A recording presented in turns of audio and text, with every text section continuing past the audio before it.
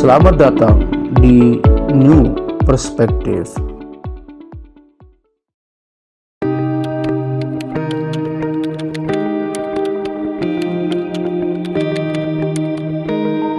Assalamualaikum warahmatullahi wabarakatuh. Berjumpa lagi dengan saya Ahmad Yani di New Perspective dan narasumber setia kita Pak Dr. Saiful Hamdi. Pada kesempatan siang ini saya dan Pak Dr. Saiful Hamdi kita akan berdiskusi nih terkait dengan apa yang sedang viral di TikTok ini terkait dengan lansia emak-emak yang mandi lumpur di Desa Stangor, Praia Barat, Lombok Tengah. Nah, ini kan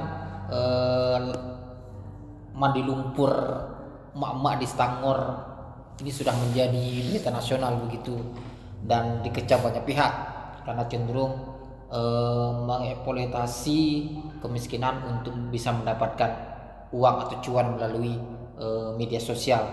Nah, kalau dari pandangan Abang sebagai seorang akademisi yang selama ini berkecimpung di sosiologi, seperti apa melihat fenomena ini begitu, Bang? Ya, terima kasih banyak Mas Yani. Ini saya kira fenomena baru ya, mandi lumpur, tapi kan juga ada mandi cuan.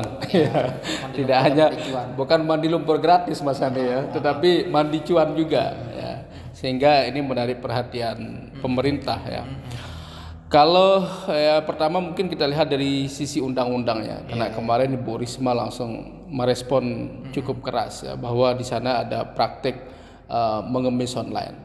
Memang kalau kita lihat hukum ya, kitab undang-undang hukum pidana kita pada pasal 504 bahwa pada pasal tersebut ya menjelaskan barang siapa yang mengemis di muka umum diancam kena melakukan pengemisan dengan pidana kurang paling lama 6 minggu.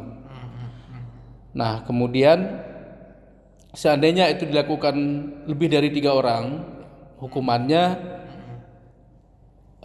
sekitar paling lama 3 bulan. Ini kalau kita lihat undang-undang kita Mas Yani.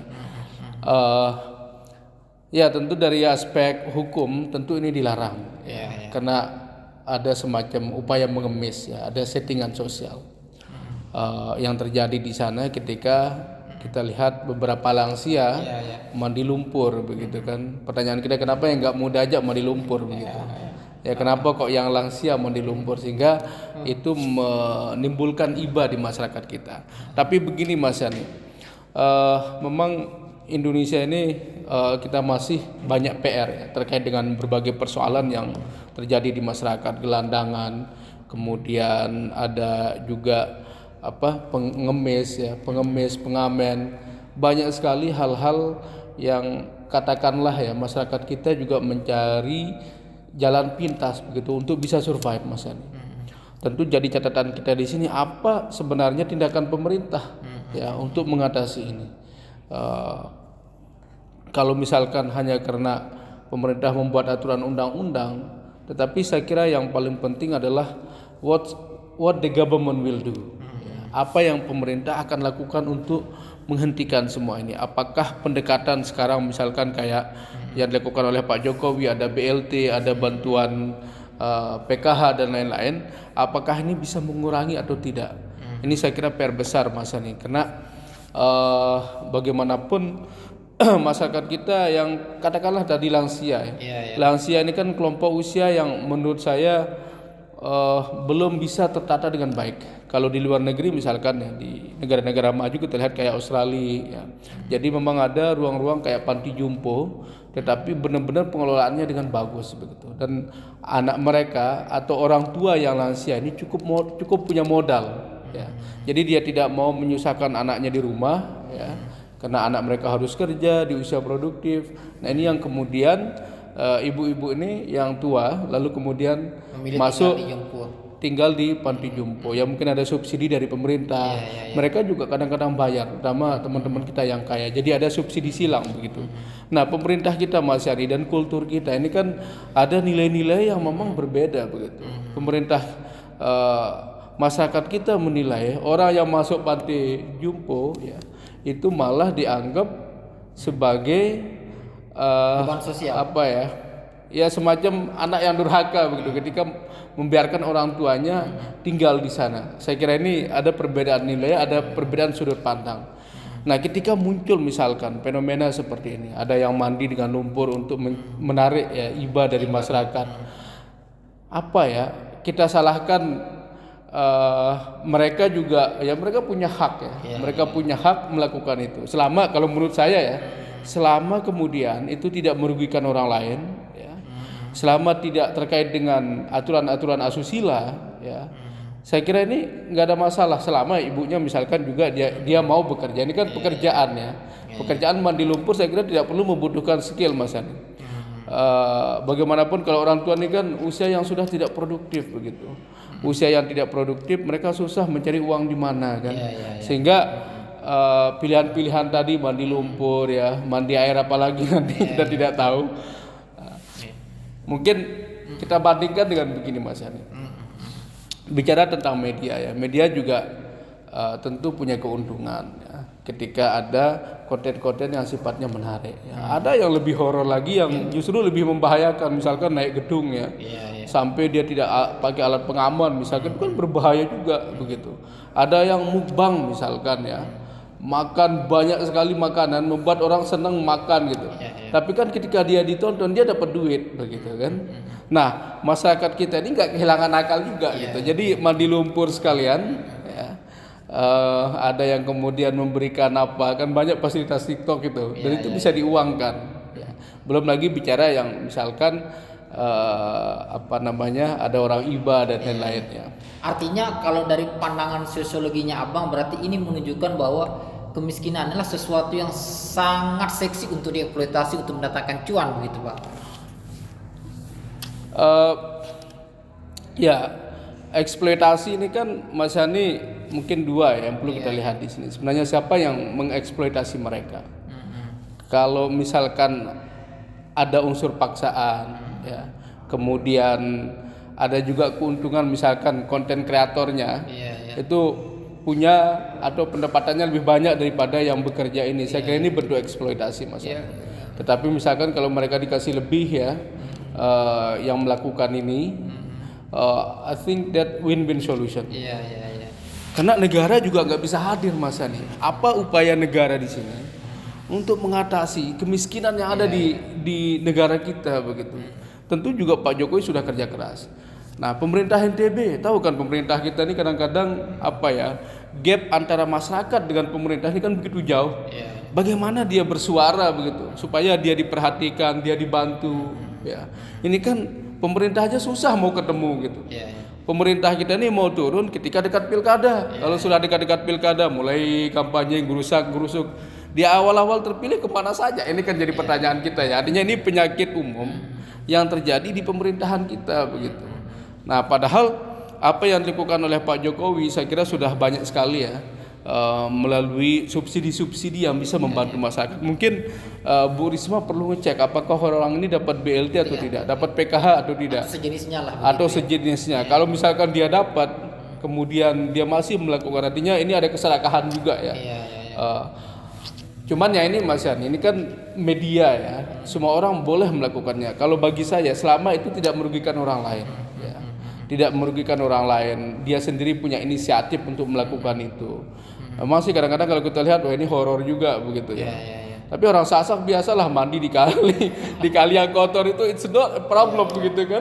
Jadi sisi kultural kita, saya yakin ibu ini kalau sulit mungkin dia nggak mau melakukan gitu loh. Tetapi masyarakat kita biasa mandi di kali, airnya nggak bersih, they don't have problem. Ya ini khususnya di kultur kita. Saya waktu kecil Mas Ani selalu mandi di sungai-sungai yang kotor, udah biasa kita berenang begitu kan. Apalagi dari pengakuan mereka, ketimbang mereka bekerja di sawah hanya dapat 35.000 sehari, dengan hanya mandi lumpur mereka dapat 1 juta sehari begitu. Nah, kan ini sangat menarik. jauh sekali begitu. Nah, ini menarik Mas Hani. Artinya kalau misalkan itu dianggap ngemis, sementara dia dapat dari sponsor misalkan misalkan dari TikToknya sendiri dia dapat misalnya, anggaplah kalau yang lain di bonus lah. Kemudian dari banyak orang yang menonton juga dia dapat poin di sana. Artinya saya kira ini Mas Yani ya salah satu solusi mungkin buat masyarakat. Tentu ini bukan yang terbaik ya, tetapi supaya mereka bisa survive ya. Di konteks masyarakat modern ini kan susah Mas Yani. Apalagi usia-usia mereka sudah tidak produktif. Pagi, ya. Misalkan ya mereka anggaplah mereka rata-rata buruh tani kan, orang-orang tua kita ini. Mereka udah nggak kuat di sawah begitu, panas-panasan. Kemudian kalau hanya dapat 35.000 misalkan ya artinya itu sangat susah untuk menyambung hidup.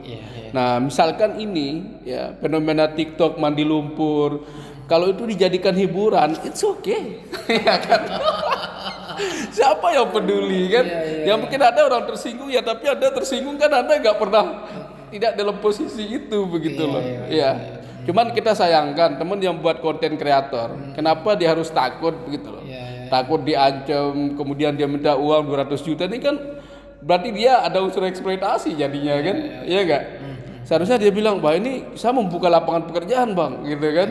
Lapangan pekerjaannya tidak sulit, orang Lombok biasa mandi gitu kan.